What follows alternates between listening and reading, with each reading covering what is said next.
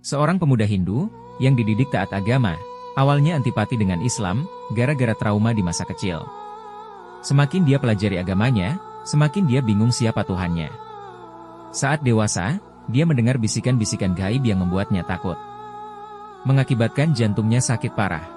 Akan tetapi, Allah menunjukkan banyak mukjizatnya, sehingga akhirnya dia bisa menerima Islam. Apa yang membuatnya trauma dengan Muslim? Apa yang membuatnya ragu dengan Tuhan di agamanya? Apa saja bisikan-bisikan gaibnya? Simak videonya sampai habis. Madu menjadi salah satu obat paling mujarab, insya Allah. Kami sedia madu ternak dan madu hutan, yang dihasilkan oleh lebah dari nektar bunga asli, bukan dari gula yang dimakan lebah. Proses higienis, kemasan praktis dan modern. Garansi uang 1 juta rupiah, bila terbukti madu kami tidak asli. Terbaik, madu kelanceng, dari lebah Trigona. Hubungi Iwayan Ari, mualaf Hindu Bali asal Jakarta, awalnya benci Islam sejak kecil. Penyebabnya, ada trauma masa kecil dengan teman dan guru SD-nya dulu. Tapi lalu, semakin dia belajar Hindu, dia semakin ragu dengan konsep ketuhanan di sana. Saya, Iwayan Ari Sudana, lahir di Jakarta, tepatnya tanggal 3 Juli tahun 1980, lahir dari keluarga Hindu, Pak. Tapi saya memang dibesarkan dan dilahirkan di Jakarta. Nah, saya itu waktu kecil dididik oleh orang tua saya sebagai seorang Hindu yang baik gitu. Jadi flashback ke belakang ya Pak, saya sebenarnya antipati sama orang-orang Muslim waktu saya masih kecil ya, sampai saya kuliah tuh antipati. Kenapa saya bisa seperti itu gitu?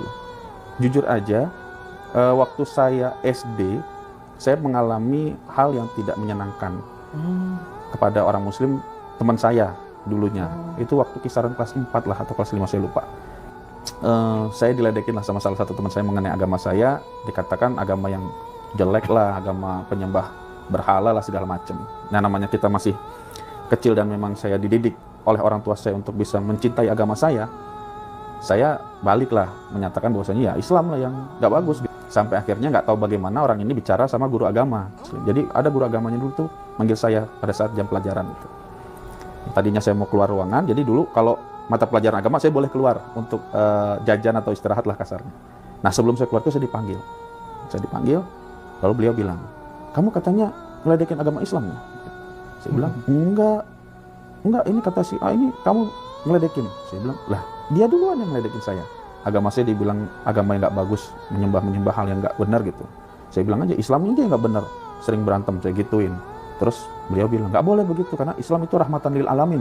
Tambah lagi saya, bagaimana rahmatan lil alamin? Karena saya waktu itu nggak paham apa itu rahmatan lil alamin.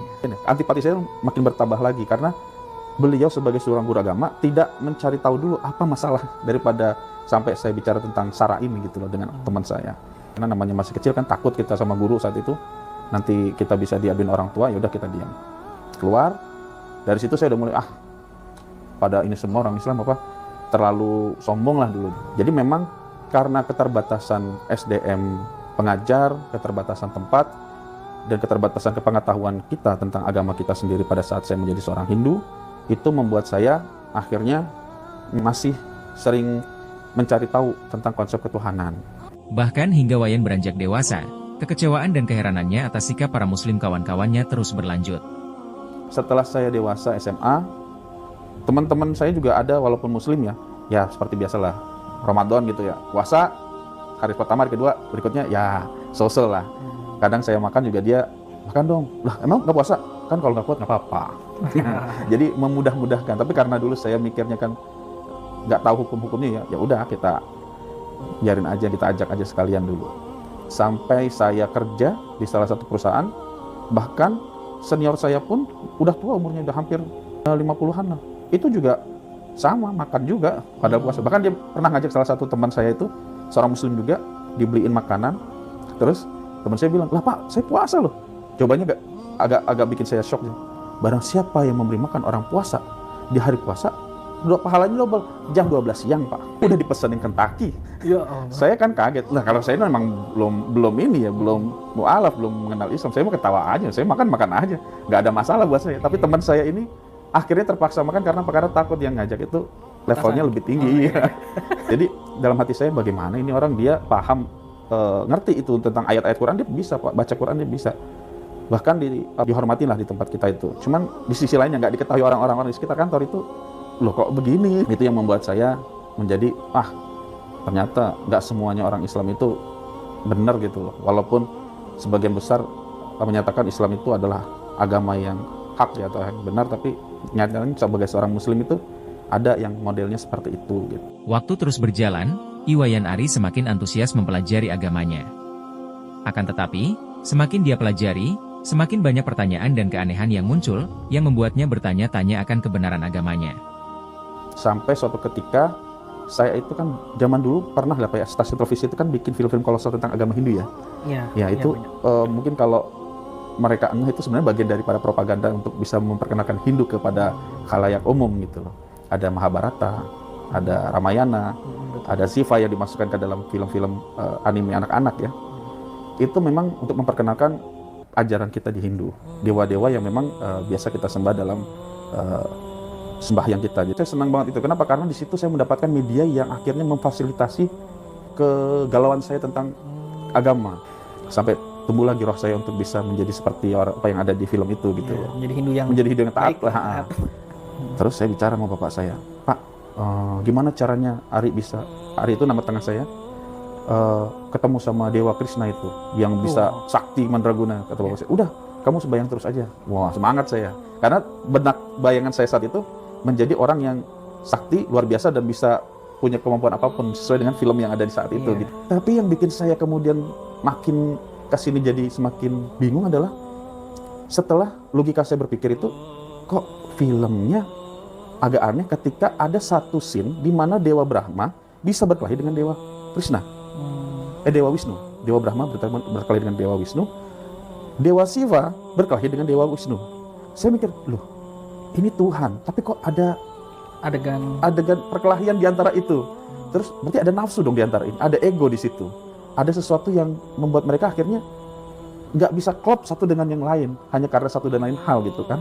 Saya dalam hati, bagaimana ya kok Tuhan bisa marah sama yang begini, terus kok punya anak, punya keluarga gitu. Ada pendamping, Shiva punya pendamping, Wisnu pendamping. Yang ditambah bingung lagi adalah bagaimana hebatnya manusia ini bisa membayangkan bentuk Tuhannya.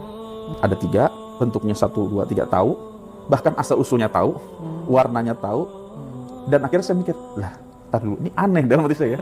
Jadi secara logika dan secara keimanan yang tadinya mantap jadi goyang. Kalau orang Muslim kan udah marah Pak, ya jangankan Tuhannya, nabinya difilmkan aja dah ditolak gitu kan, karena khawatirnya nggak sesuai. Yang akhirnya membuat saya, aduh, ini kok kayaknya kurang srek nih di saya nih. Di antara 3 dewa itu yang disebut dengan Trimurti bisa berantem. Terus nanti kalau terjadi sesuatu yang menang siapa nih? Yang kuat siapa gitu kan? Saya ketemu lagi lah sama ayah saya. Saya bilang sama bapak saya, Pak, ada 3 dewa nih, Brahma, Wisnu, Shiva. Yang paling kuat yang mana?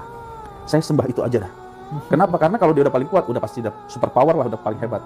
Bapak saya bilang, udah Dewa Shiva aja udah. Itu pemeralina. Pemeralina itu yang menghancurkan segala.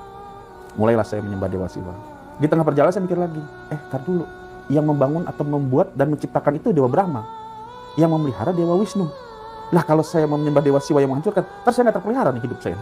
Lebih bingung saya. Terus begitu nanti kebutuhan saya yang menyiapkan Dewa Brahma bagaimana ini? Akhirnya nanya lagi ke bapak saya, Pak, ini saya nggak yakin nih. Kata bapak saya, udahlah, kamu nggak perlu tahu tentang konsep ketuhanan, ntar blinger kamunya, malah jadi nggak jelas kamu. Lebih baik kamu sembahyang atau memuja kepada Tuhan aja langsung.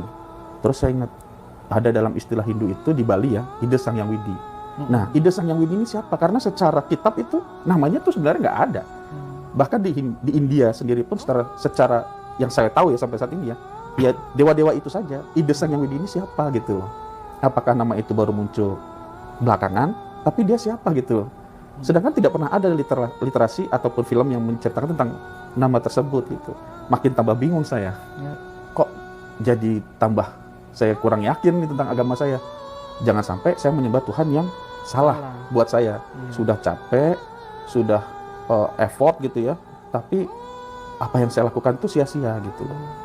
Berangkat dari keraguan atas konsep ketuhanan di Hindu, Iwayan Ari mulai mempelajari dan membandingkan beberapa agama yang ada. Tak ada satupun yang sesuai di hatinya. Hanya Islam yang paling masuk akal. Tetapi, Ari punya keraguan sendiri terhadap Islam. Ketemu Muslim, Islam, ketemu Islam.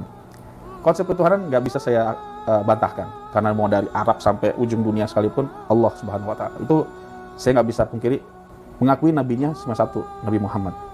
Cuman di hati menolak. Kenapa menolak? Karena satu, sifat muslimnya saat itu. Jadi bukan karena ajarannya, sifat muslimnya yang membuat saya menolak hal itu. Hidayah itu saat itu tertutup dengan antipati saya terhadap seorang muslim yang saya temui selama saya menjadi seorang Hindu. Karena merasa belum menemukan agama yang sesuai, Ari memilih untuk menjadi seorang agnostik, mengakui adanya Tuhan, tapi tak menganut agama apapun. Sampai akhirnya, dia mengalami kejadian unik. Ari mulai mendengar bisikan-bisikan gaib.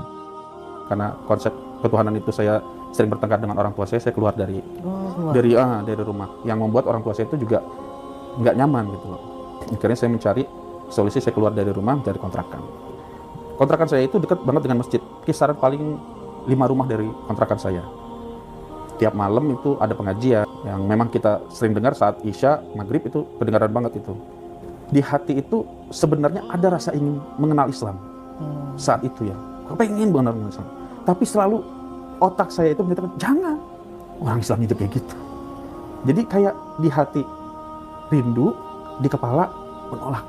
Sampai suatu ketika itu pulang kerja malam hari, saya dulu perokok Pak, perokok berat karena saya sering terlalu orang yang memikirkan sesuatu itu terlalu serius. Bawaannya tuh kalau udah terlalu menurut saya beban saya berat, saya merokok dan ngopi. Pulang kerja saya beli makanan, pulang makan saya merokok. Di saat saya merokok di depan teras rumah, terdengar sebuah kalimat, tapi kalimat ini samar Pak. Saya masih sadar, saya nggak tahu apakah itu hati saya, apakah itu hanya logika saya atau halusinasi. Kalimatnya begini, kalau hari ini kau kuambil, apa yang akan kamu lakukan? Saya cuma mikir, takut saya tahu ini setan apa-apa gitu. Ini setan bukan nih? Karena saat itu sepi Pak, jam 9 malam. Wah, saya takut Pak. Saya masuk ke rumah, saya tutup pintu saya setel TV, saya gedein suara gede-gede. Dari takut itu tiba-tiba jantung saya tuh kayak berdetak kencang Pak, kencang sekali. Kalimat itu terdengar lagi ke saya. Jika hari ini kamu saya ambil, apa yang akan kamu lakukan? Wah, saya mau nangis. Ya, jangan saya bilang, jangan, saya nggak mau. Saya keluar, saya buka pintu saya teriak. Secara spontan Pak, wallahi, spontan. Dan tetangga saya dengar, Allahu Akbar, Allahu Akbar. Itu saya dengar. Terus tetangga saya sakti, saksi dengar itu. Saya teriak, tanpa saya sadar, Allahu Akbar. Tapi jantung saya tidak bisa berhenti Pak. Makin kencang saya tuh, makin kencang. Lidah saya mulai getir. Darah saya itu seperti turun dari atas kepala menuju ke dada saya. Kaki saya lemas dan dingin. Tangan saya terasa dingin. Jantung saya pegang. Terasa sekali keluar. Seperti mau keluar. Dengan lemas saya masuk ke dalam rumah. Saya telepon bapak saya. Saya bilang, Pak, Ari minta maaf. Mungkin ini terakhir. Karena Ari kayaknya kena serangan jantung. Saya tutup telepon saya. Ibu saya masih ingat sebelum saya tutup itu dia bilang, kamu di mana? Kamu di mana? Gitu. Saya tutup, lalu saya bilang, Allahu Akbar, Allahu Akbar. Di situ saya langsung nggak tahu bagaimana tidur. Yang terakhir saya ingat, tiba-tiba ada suara di samping saya itu, ibu saya teriak, suara ibu saya, balurin cepat itu pakai balsamnya Pak, kakinya udah dingin. Karena napasnya seperti di sini, kayak orang cikukan. Bapak tahu ya orang cikukan ya? Iya. Tapi nggak bisa dada kita tuh ini nggak bisa. Napas sudah di sini Pak. Jadi kayak saya narik tuh cuma sampai sini Pak. Nggak bisa saya terusin sampai ke dada. Ibu saya balurin, balsam segala macam biar panas badannya. Mungkin udah terlalu lama saya nggak bisa bangun. Saya cuma dengar sayup-sayup aja. Bapak saya dengan motor tuanya itu ngangkut saya. Saya ditaruh di tengah dengan kondisi yang lemas, dibantu dengan tetangga pulang ke rumah. Di situ ada dokter kenalan Bapak. Saya ditemani sama bapak saya ke rumah dokter itu. Diperiksa saya. Jantung saya di stetoskop, tadi saya dicek. Dokter itu bilang gini, ini aneh Mas, antara denyut Anda dengan jantung itu beda, detaknya tuh beda, nggak beraturan, nggak sama, nggak sinkron. Nanti langsung ke dokter jantung aja buat ngecek. Tapi yang bikin saya kaget itu dokter itu ngomongin, yang kamu pikirin itu apa sih? Kamu mikirkan apa? Di situ bapak saya ngomong, dok ini orang kurang ajar. Dia nanyain tentang ketuhanan terus ini. Padahal kan kita mah yang penting kita yakin ya. Nah kebetulan dokter ini seiman dengan bapak saya. Oh seiman. Akhirnya dia bilang, Ri, kamu nggak boleh gitu. Itu namanya walat kamu tuh sama Tuhan itu begitu tuh. Udah kamu belajar tentang Hindu yang benar itu, biar kamu nggak kayak gini. Udah man itu kan nama bapak saya. Bawa besok itu ke dokter jantung langsung itu, nggak usah ditunggu-tunggu lagi. Saya dirujuk ke langsung poli jantung. Saya di EKG, saya dilakukan pengecekan denyut nadi saya dan rekam jantung saya. Ternyata yang mengagetkan adalah jantung saya bengkak. Bengkak besar. Dokter juga bilang, wah bahaya ini, tambah down saya pak. Saya bilang, ya apa ini masalahnya? Salah saya apa saat itu gitu? Iya, tiba-tiba Nggak ada gejala apapun. Saya bilang ini kenapa ya? Kenapa ya Tuhan? Tapi saya bingung, Tuhan siapa yang mau saya ngomong gitu? Saya cuma ngomong, kenapa ya Tuhan ya? Cuma kepada siapa Tuhan, siapa ini saya yang mau sembah gitu kan? Setelah itu, Iwayan Ari kembali mendengar bisikan-bisikan gaib. Kali ini, terjadi satu mukjizat yang menunjukkan kekuasaan Allah. Akhirnya, suatu ketika itu pas, kalau nggak salah, sebulan setelah saya dari dokter, saat itu subuh pak, subuh saya bangun, dengerin orang azan, kemudian mau berangkat kerja. Tiba-tiba ada kalimat yang mirip seperti waktu saya mau dikatakan, jika aku mau aku panggil gitu. aku ambil. Dia bilang gini, beranikah kamu mengatakan la ilaha illallah sebelum matahari terbit sampai matahari tenggelam? Saya dalam hati, wah ngaco nih. Tapi nggak ada salahnya lah, coba aja lah. Waktu itu karena coba menenangkan hati aja. Jadi logika saya itu berpikir apa aja yang penting saya tenang. Di situ saya bawa motor saya mengucap la ilaha illallah, hanya la ilaha illallah. Berangkat tuh dari rumah ke kantor. Saya lakukan itu hampir seminggu. La ilaha illallah, la ilaha illallah, itu aja dulu. Sampai kemudian saya janjian dengan dokter jantung untuk yang kesekian kalinya. Saya baca itu terus pak. Dan ajaibnya di USG kedua masuklah kamera sini, dicek semua satu-satu sampai ditekan. Normal pak. Normal. Di USG itu di print sama dia pak. Hasilnya di print, jantung saya normal pak, balik pak. Wah saya mau nangis mas. Mau nangis saya. Benar. Saya mau nangis, saya bilang, kok bisa? Bahkan dokter saya bilang, kok bisa? Bapak minum apa? Saya bilang, nggak ada pak, saya nggak minum, saya cuma minum obat yang kalau dokter minta, saya minum. Buang aja obatnya, udah nggak usah diminum lagi tuh. Saya buang dok, obat itu saya nggak minum lagi. Setelah ditunjukkan mukjizat tersebut oleh Allah, Ari masih merasa berat untuk masuk Islam. Ada hal terakhir yang menjadi ganjalan, yaitu ayahnya sendiri. Dalam hati saya nih pak, saya bilang, ya Tuhan, saya mau, tapi syaratnya satu, bapak saya setuju. Kalau dibikin logika ya, mana ada sih orang tua yang mau, apalagi saya dalam Hindu itu laki-laki ya, dalam agama di Bali itu laki-laki itu patrilineal ya, jadi agak sulit untuk bisa pindah gitu, sebisa mungkin jubahnya itu sama dengan orang tua. Setelah saya berucap kayak gitu, bapak saya tuh di luar tuh cuman diem aja pak, nggak banyak ngomong, diem. Akhirnya kita keluar dari rumah sakit, saya masuk ke mobil duluan, bapak saya nyusul. Di mobil itu kita diam-diaman pak, diam-diaman, nggak ngomong sama sekali. Cuma ngeliatin kaca depan aja tuh berdua. Yang buka pembicaraan akhirnya bapak saya. Ya udah deh, Ri, kalau memang ada yang di pikiran kamu tuh sesuatu yang memang kamu inginkan, udahlah. Kalau mau masuk Islam masuk aja. Saya kaget pak. Masya Allah. Itu saya kaget. Kalimat yang tadinya saya tantang ke Allah, Allah kasih kayak saya nggak tahu apa yang Allah lihat dari saya. Kalau dibilang amalan nggak ada, malah saya termasuk orang yang terlalu mendewakan logika saat itu ya. Tapi Allah kasih saat itu. Sampai akhirnya saya diperbolehkan oleh bapak saya itu boleh masuk Islam, karena bapak saya bukan karena ikhlas, tapi karena nggak mau saya terlalu berlarut-larut seperti itu gitu. Mungkin berat juga buat beliau, tapi kalimat itu setidaknya udah terucap. Saya mempertanyakan konsep ketuhanan, temukan dengan hal yang di luar nalar saya, penyakit yang menurut dokter nggak bisa sembuh, tapi kemudian sembuh, sakit lagi untuk biar bapak saya menyatakan boleh. Akhirnya saat itu saya berpikir, udahlah, kalau memang seperti ini, saya masuk Islam. Saya masuk Islam. Saya bilang sama teman saya, ada nggak yang bisa membantu saya masuk Islam? Saya mau deh jadi orang Muslim. Wah teman saya semangat, wah mau boleh. Nanti saya kenalin sama salah satu ustadz. Akhirnya, dengan dibantu oleh seorang ustadz, Iwayan Ari melakukan persyahadatan dan menjadi seorang Muslim. Demikianlah kisah mualaf kali ini. Penuh intrik dan keharuan. Menunjukkan kepada kita bahwa Allah mampu membolak-balikan hati hambanya. Dia akan membimbing hambanya, selama kita berusaha mendekat kepadanya. Walullahu a'lam, yang benar datang dari Allah, yang salah datang dari kami. Wassalamualaikum warahmatullahi wabarakatuh.